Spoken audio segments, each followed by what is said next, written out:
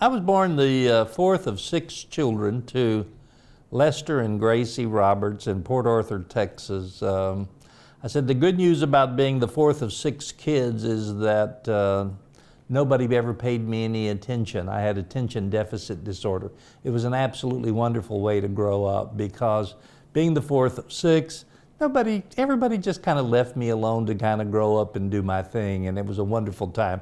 When I finished seminary, I went to Duke in 1964 after graduating from Lamar University in Beaumont, Texas. And Lyndon Johnson offered me at that time a job as a venereal disease inspector under the War on Poverty. And I remember thinking to myself, you know, do I really want to go to work as a venereal disease inspector, or are there alternatives? And a gentleman at the ministerial program at college said, you know, you ought to consider going to seminary and exploring that because of your active work in the church, et cetera.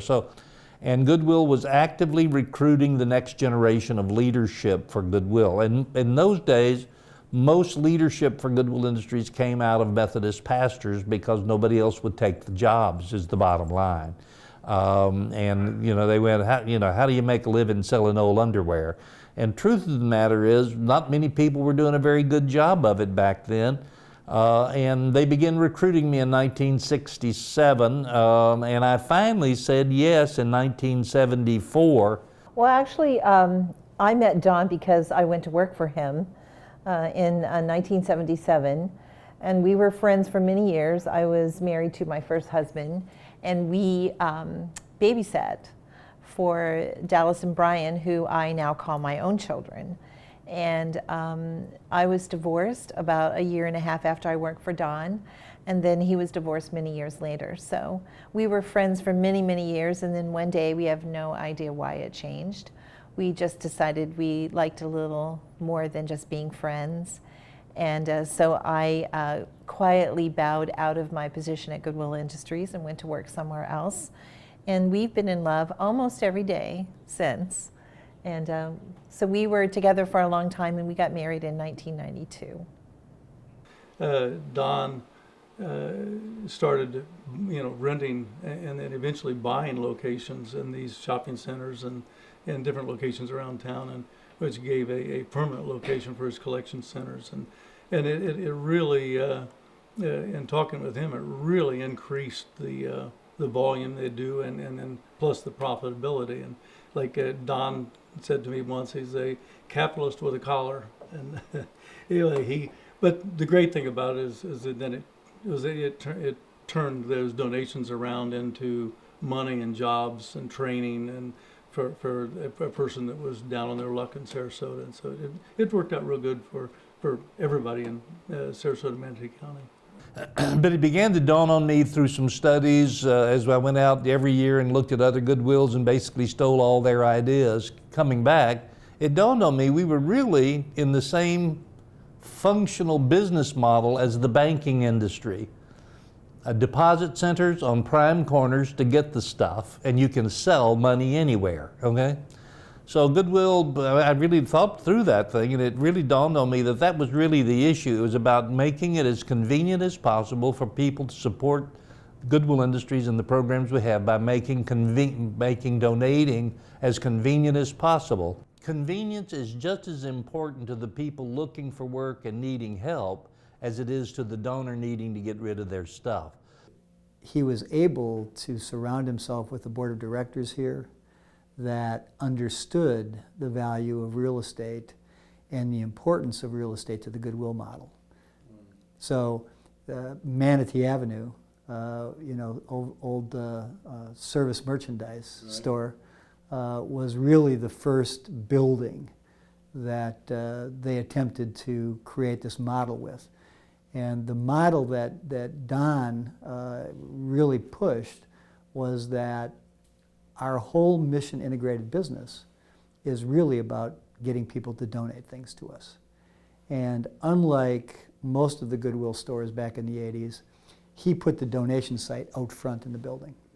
So you told everybody, donations, donations, donations. And that donations-driven model is currently the model that we use when we go out and train other Goodwills around the country. They weren't building the Goodwill centers. This involved the excellent negotiation that Don did in negotiating with Nations Bank when they took over Barnett Bank, and there was and Nations had 6 locations. It might have been 5, but I think it was 6 locations that they had banks across the street from each other, and needless to say, they were only going to occupy one of them, and they didn't want another bank to occupy the other one. So Don was able to negotiate the sale, and Goodwill bought those 5 or 6 locations. It's an interesting business model. It's one that I think anybody that runs a business would envy, because even as we were in the depth of the most recent recession, Goodwill thrives because people want to get value out of their purchases, and so they flock to the stores. When the economy's doing well, people have things to donate, and so it really is this interesting business model that is somewhat immune from the ebbs and flows of the business cycle. As I told Don when he asked me to do this, I'm only doing it because he promised that he would do the eulogy at my funeral.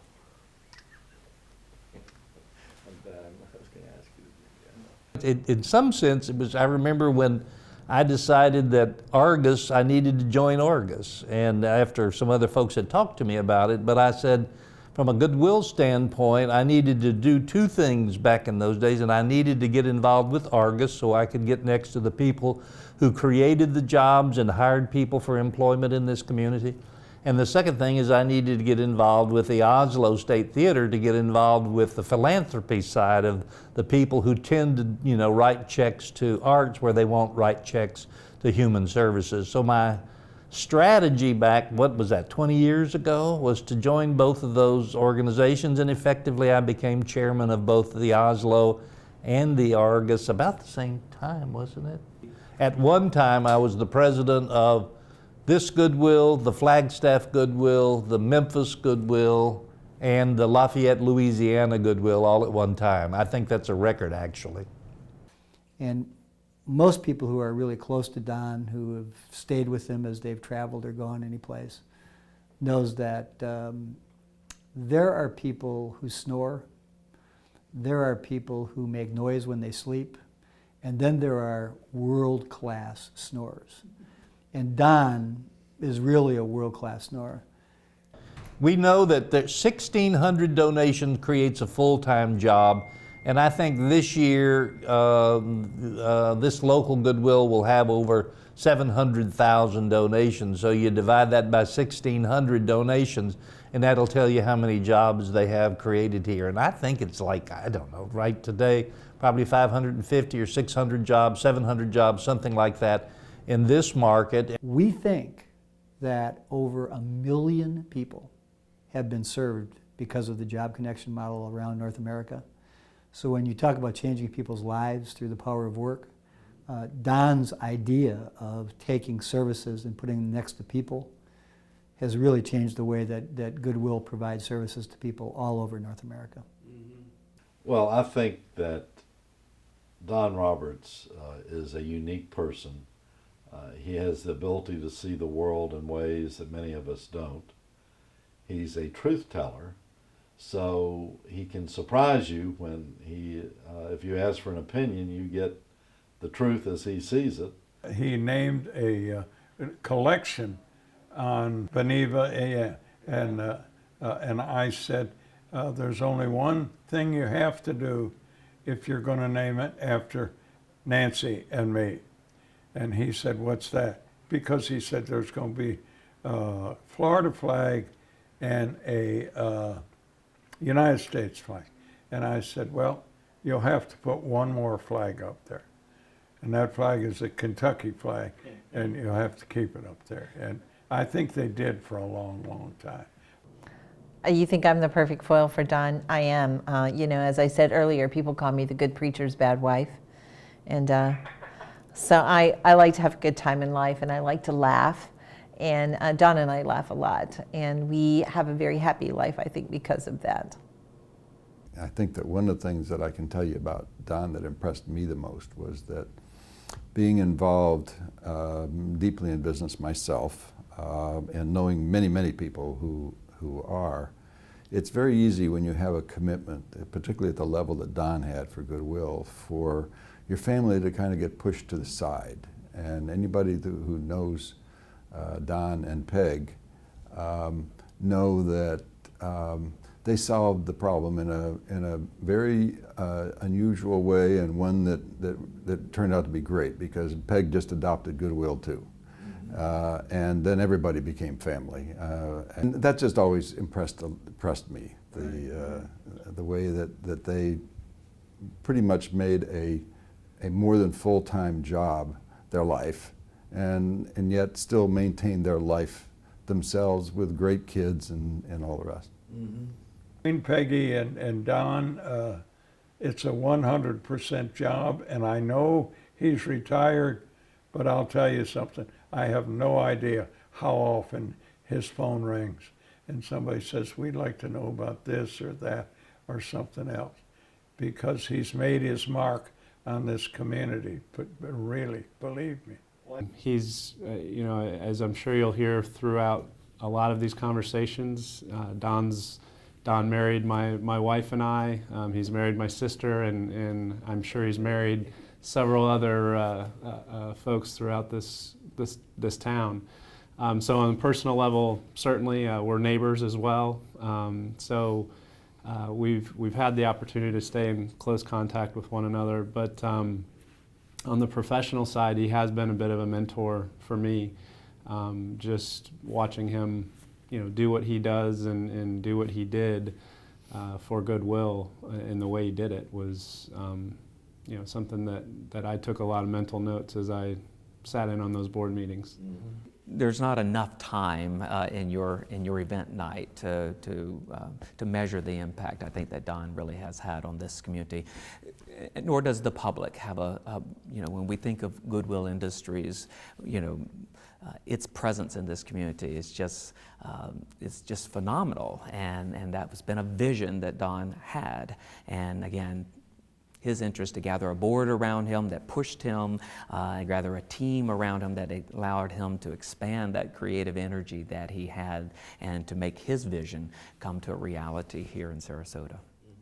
I was with him one day when a man that was obviously down on his luck came up and said he needed a job, and Don advised him he needed a bath, and then he needed to get his GED, and then he needed to learn how to dress, and then we could get him a job.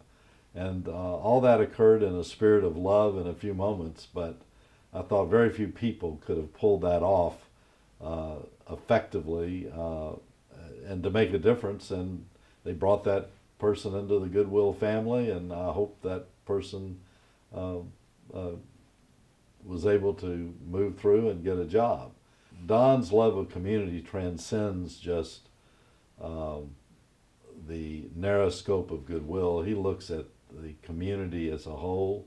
I think Argus recognizing Don is special, and I hope Don will continue to have many years in our community to bring his unique viewpoint and skill set to helping us thrive and be better than we are.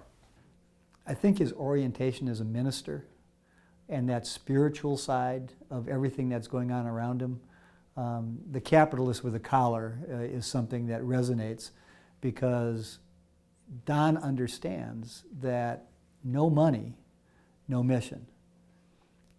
But if you're not providing the mission, why make the money? And he really infused this organization with a spirit of community engagement and focus and dedication to mission that you just don't see in a lot of other organizations. He is really a Pied Piper. I mean, he can get people to follow him. He has such charisma and such a gift for making everybody feel comfortable and expressing concern about him.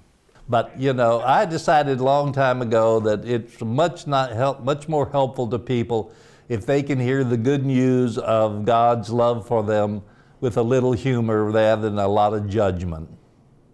I go to the same church Don does, the Methodist Church downtown Sarasota, and whenever the minister is on vacation, Don will preach, and probably the most memorable sermon he ever gave was he was preaching on unconditional love.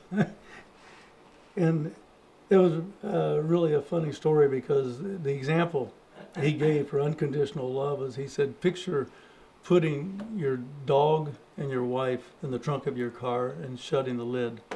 And 20 minutes later, open the lid and see which one really loves you. So, but that's a true feeling for Don. I think that tells more about Don than almost any story. And Don was always humorous. I remember one year, and I won't get this quite right, but it was near Easter, and he said, winding up his prayer, that to all the Christians, Happy Easter, and to all the Jews, Happy Passover, to all the Muslims, because when there's holidays around them, he said something else. Then he said to everybody else, good luck. Oh God, we give you thanks for both politicians and plumbers, because somebody has to handle the stuff that flows our way.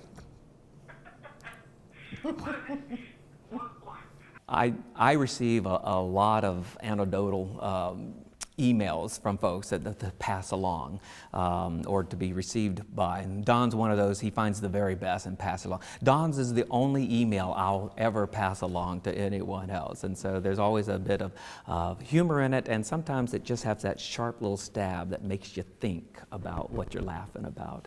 And Don was good about grabbing those and sharing. This really is an honor, but it doesn't even begin to give Don the credit that he deserves for what his life has meant to this community and what his leadership in this particular Goodwill has done for this community, and in a broader sense, how he changed the life of Goodwill nationally and internationally. Don's a big influence on everybody in his life, I'm sure. You know, the guy has a heart as big as this room and a personality that's even bigger. So he's very easy to work with, to be around. I could talk for hours with wonderful Don stories. I can't think of a more deserving person than Don to receive the Lifetime Achievement Award. When you look at all he accomplished with Goodwill and the lives he's actually saved with his work in Goodwill, and the different service organizations he's touched in this community, what better description of a person to give a Lifetime Achievement Award than Don Roberts? I think that it's fitting that Don receive an honor like this from the Argus Foundation. You've only done this twice before with Kay Glasser and Bill Mote, both people who have spearheaded developing, delivering services in an efficient, cost-effective way that allowed them to become more self-sufficient. And to the board of directors of Argus for this Lifetime Achievement Award, the two things come to mind. First of all, God, am I really that old to have a Lifetime Achievement? And number two, how grateful I am to Argus and for the role that Argus has played in this community since inception. I have been so amazed, I am honored, I am flabbergasted, and surprised, very honestly, because now that I'm a retired has-been, I just figured being a has-been is what I am these days.